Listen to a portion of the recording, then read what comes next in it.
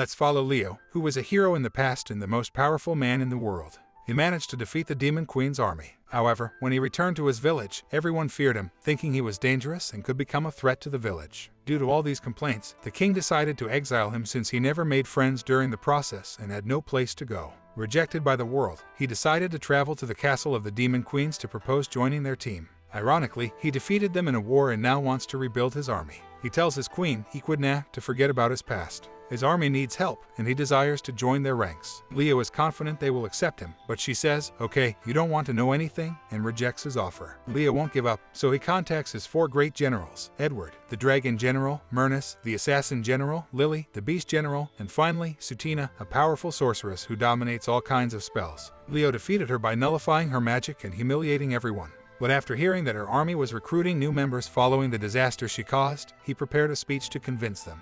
He crossed the entire kingdom, and that's why he wants to work here. After listening to his speech, they accept recruiting him as a test. For a month, Leo must conceal his identity from the queen. He accepts her conditions, hoping to do a good job and eventually speak with her. Leo wants to ask her why they cannot eliminate their enemies and what her reasons are. Most importantly, he wonders why, even after clearly defeating her in this world, the next day she wakes up as if nothing happened and finds Chutina with a heavy workload, leaving her with no free time. When Leo destroyed part of her army, Chutina became the only one who knows how to handle tasks, spending her days working and always being busy. Analyzing one of her tasks of replenishing mana reactors, Leo disguises himself as Lord Onyx and delivers a special talisman to solve the reactor issue without the need for her presence, saving her a lot of work. With his enhanced vision, he identifies tasks that she could delegate to others. Chutina thanks him for his help and apologizes for misjudging him. Leo jokingly asks for a kiss as a reward, making her nervous, causing her to accidentally destroy the place. Later, they receive a new mission where they must go to an allied village to meet with Lily, who is known for being carefree and unable to delegate tasks. Leo decides to test her ability to work in a team by pretending to be bitten by a snake, making Lily go in search of medicinal herbs in her beast form. Along her way, Leo designs various tests to force her to cooperate with others, but Lily manages to overcome all challenges on her own and delivers the herbs the next day. Leo devises a new plan to observe her progress and realizes he should have directly communicated with her about it. He congratulates her for her great progress. Later, Sutina calls Leo to inform him that the queen wants to see him urgently as he has caught her attention. Under his Onyx identity, when they meet, Equidna still doesn't seem to suspect him. Leo invites her to eat together, where Equidna drinks quite a lot and manages to take off his helmet. Surprisingly, despite the change in appearance and how he behaves, she doesn't recognize him. Leo remarks that he would have recognized her, but in the end, they enjoy their time together until the evening. Equidna expresses her gratitude for helping her companions and organizes a party to celebrate it. They gladly welcome anyone who supports their cause, and she is delighted to have him by her side. Leo then asks for her opinion about the hero Leo, and Equidna becomes visibly upset. She believes that the army wouldn't want him if not for Leo, as they would have already obtained the Philosopher's Stone, a precious ancient treasure she sought to restore her demon world, where chaos reigns. She fought against humanity due to this goal but doesn't want to end anyone's life, recognizing that people have families. Equidna admits that she can't be that wicked, and Leo understands her perspective, knowing his duty is to protect humanity from threats. During their conversation, Leo realizes that Equidna is not as malevolent as she initially seemed. She genuinely cares for her people but got dragged into performing evil acts. When Equidna asks Leo why he joined their army, he cannot lie, but they get interrupted by a letter from Myrnus stating that he's going on a trip and doesn't want to be searched for. Leo goes to find Myrnus and discovers that he struggles to communicate with people, especially since he needs to conduct interviews for new applicants. Leo helps him practice by taking him to a restaurant, where he disguises himself as a waitress. However, when Myrnus tries to interact with some werewolves, they mock him, but Leo praises him for the effort, considering it progress. Later, Leo conducts a practice interview with Myrnus, allowing him to ask anything. Myrnus changes his demeanor, thinking that Leo's true plan is to destroy humanity since he is so powerful. Leo then asks if Myrnus wants to know why he joined their army, leaving the conversation at a suspenseful moment. He tries to avoid Leo's question, but he eventually reveals the truth. Myrnus suffered a lot since he was a child because he was a half-demon, which led him to become an assassin and desire the destruction of humanity. He initially considered eliminating humans but changed his mind after Leo defeated him in battle and offered advice on seeing life in a better way. Leo explains that over 1,000 years ago, a rift opened in the middle of Tokyo where demons attacked the human world. Humanity couldn't defeat them, so they created 12 biological weapons called demon hearts, based on their powers. Leo is one of these weapons, designed to be the durable hero to protect the world, making him the sole survivor of his kind.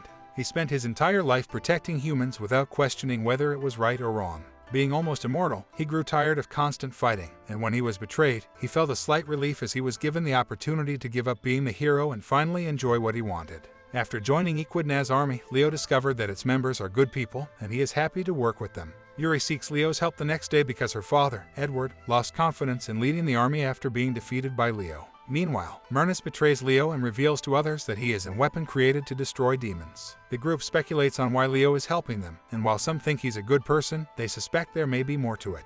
Nevertheless, they decide to trust his word. Upon Equidna's return, she allows Onyx to handle the issue with Edward, but afterward, they must discuss something important. Using a machine, she forces him into combat as a security measure, but it malfunctions, and Leo ends up helping him with his daughter. Together, they defeat Edward. He shows Edward the errors he made as a leader and apologizes to his soldiers for being a bad boss. Later, Edward remembers the meeting with Equidna, where she expressed her intention to promote him to the 5th general position. Leo sees this as an opportunity to reveal his identity. While waiting for the right moment, he reads his favorite book by an author named Ebreth, a demon he met many years ago when the King Beliad opened a demon portal. Ebreth fell into a trap set to eliminate the weak demons but didn't intend to attack humans. He tried to return to his world, but the portal was already closed. Ebreth believed Leo would end his life, but Leo forgave him and thanked him for the valuable information.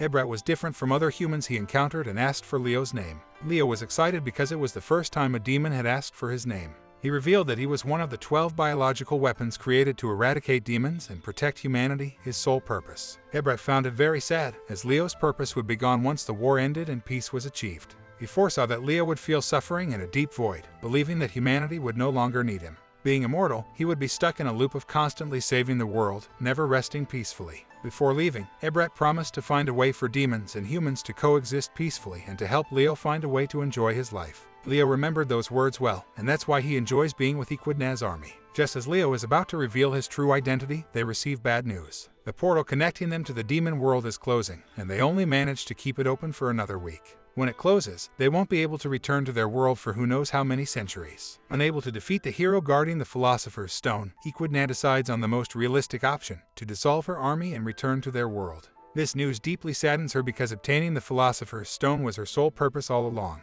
At that moment, Leo removes his disguise and reveals to Equidna that the stone doesn't grant wishes. It is actually a modern device that produces unlimited energy. They won't need to attack humans again because there are 2 stones, and he will guide them to the other one.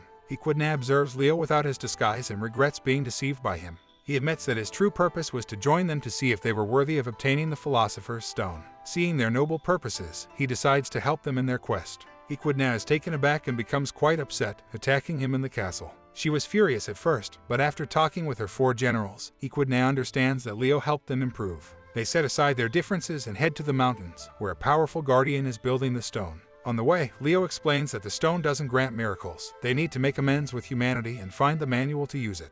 Equidna is surprised as she never thought they could make peace with humans without causing harm. As the most powerful demon queen in her world, she is now willing to do whatever it takes to find peace between both worlds. During their conversation, Leo reveals that he is over 3,000 years old. He was designed with hyperactive improvements, meaning he can copy the abilities of his opponents to develop infinitely. Living for centuries made him stronger, and his core is programmed to always protect humanity, a purpose he cannot disobey. Leo knows that he could go insane and become a dangerous machine, causing wars one after another in an endless cycle just to save the world. To prevent such a scenario, Leo discloses the truth: there is no guardian, the Philosopher's Stone is within his own heart. The only way to obtain it is by defeating Equidna in battle. Fueled by his determination, Leo starts provoking her with his attacks. His friends try to defend themselves but refuse to attack him as they consider him a friend.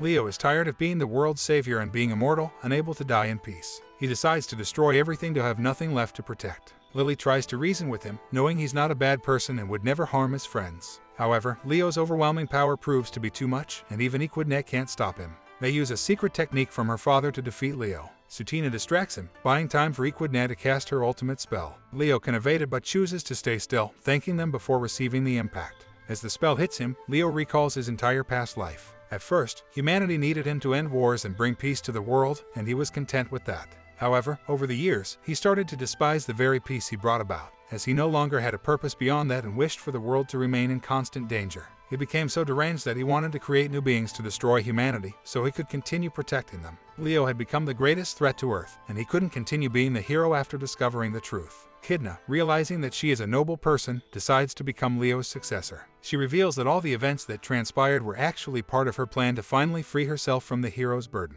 When she sees Leo's eyes, she feels guilty for all the suffering he had to endure, but she accepts his decision to end his life. The Lord of Gravity gives them 5 minutes to remove the stone from Leo's heart and put an end to everything. However, Leo's friends are deeply saddened and don't want to end his life. Equidna understands the importance of the stone for restoring her world, but she realizes how much Leo has helped them. She changes her mind and decides to welcome him into her army. Leo can't accept it, he just wants to die. Equidna asks him why they're doing this, and he reveals it's because of his ingrained order to protect humanity, which doesn't allow him to live in peace. As he has evolved significantly, Equidna suggests deactivating the order. Leo hesitates but tries to stop her, and to their surprise, he manages to deactivate it. He can't believe it, he is finally free. He keeps the stone inside him and agrees to join their army. He tells Equidna that he doesn't regret missing the chance to rest in peace because he is happy helping others and being part of their cause. The story of Archaeobonosaur Abysmo ends, and Leo joins the demons. The moral of the story: don't be evil, be good. Thanks for watching. Please like and subscribe for more anime videos.